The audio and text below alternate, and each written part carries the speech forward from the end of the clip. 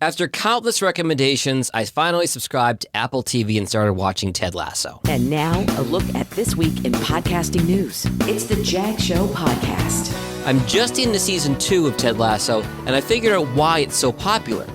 In a world of political divisiveness, climate disasters, and general ugliness, Ted Lasso is a show of, as my friend put it, relentless positivity. Now, I'm not saying your podcast needs to be all sunshine, rainbows, and homemade biscuits, but Ted Lasso is a runaway hit because it offers something unique. And if you want your podcast to be successful, it also needs to be unique. Of the 300,000 active podcasts out there, what sets you apart? If someone asks, okay, why should I listen to your podcast? You better have an answer ready. And for the love of Roy Kent, please don't let that answer be, well, because my friends say I'm funny. Podcast ad spending in the first 5 months of 2021 is up 24% over the same period last year. That is significant because this year we weren't all locked up in our homes creating and listening to podcasts, or at least as locked up as we were in 2020. Google Podcasts is now the clear number 3 podcast app that you have to have your show on. Pod News via AndroidPolice.com reports that Google Podcasts now has 100 million downloads. And if you want an Android user to listen to your show, they don't have Apple Podcasts on their phone. They may not even have Spotify. But a Google Podcast link will automatically open your show on their Android. Also, the Google Podcast app just got a full makeover. It's now a lot easier to navigate. Many podcasters get frustrated trying to record multiple co-hosts in the same room with only one computer.